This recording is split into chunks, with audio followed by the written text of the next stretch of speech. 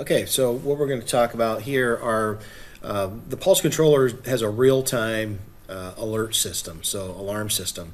So as soon as you turn the controller on, if the zones are in auto or in view, it's going to look for a thermocouple.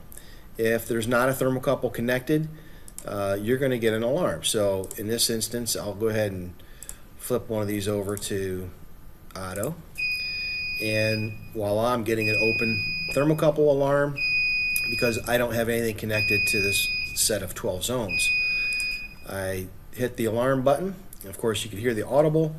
That alarm signal can be sent through I/O out to pretty much anything you'd like. We have 4 channels of I/O output that you could use. You can see here under the thermocouple condition it says open thermocouple. The other type of thermocouple alarms that exist are reverse thermocouple, which means you've got the red and whites wired backwards, or TC short. So if the TC were to get pinched somewhere between the endpoint and back to the connection to your cable, it would detect that and give you a TC short. And then while we're here, we're going to look at power status, temperature status, and amp status. And I'll show you another example here if I come back to my main. I don't have any heaters hooked up to this. I just have thermocouples set up on the first 12 zones. There's really nothing connected to this. There's not a tool connected to it. So I know that if I go into run mode, I've got these set to auto, and I'll go ahead and hit run.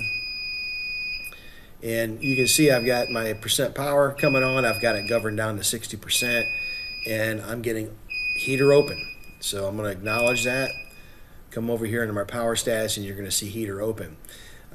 Other alarms you might see in that category would be things like a triac short. So those triacs on our power supplies are wear items. They do wear over time. It's basically constantly turning on and off. That's what the percent power is triggering. So you would see that. And then your temperature status would be over and under temperature, and then your amp status would be over, under amperage. And then there's also a percent power alarm that would shoot up, and I'll show you where those are set.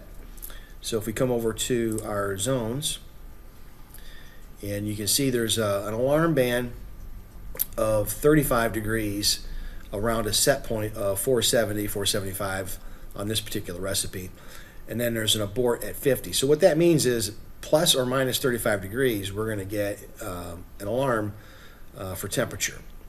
And if we were to go beyond 50 degrees plus or minus, then you can dictate an abort type. Right now it says nothing's going to happen, but you have options, things that you could do. You could turn the zone off, or you could stop the entire system, whatever your choice. And so that's where you're setting those temperature alarms. And then over here is where we're going to set power alarms. You can do a percent power alarm, and what that's going to do is once it is through ramp and you're into run mode, so you've already gone through the tool, coming up from cold, it gets to set point, it's sitting there and you're running. That's when the power alarm will start looking for that window. And so what you're looking for there, you could set that down.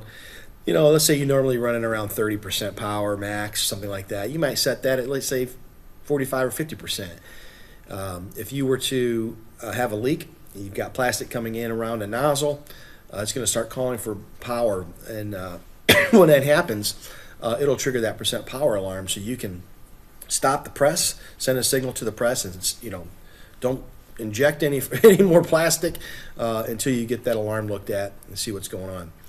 And then we have an amp band, so you can have a minimum and max amp per zone based on your heater rating, and that might indicate that you have a heater that's about to go bad.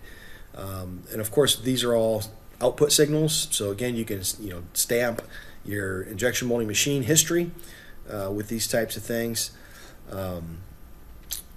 And that's it. So this is a real-time instant diagnostics.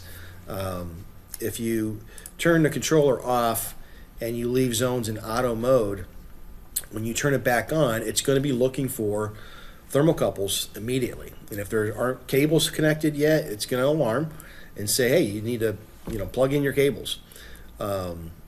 So it's all done for you. You set those parameters on the zone set point limits, and the alarms take care of itself. That's it.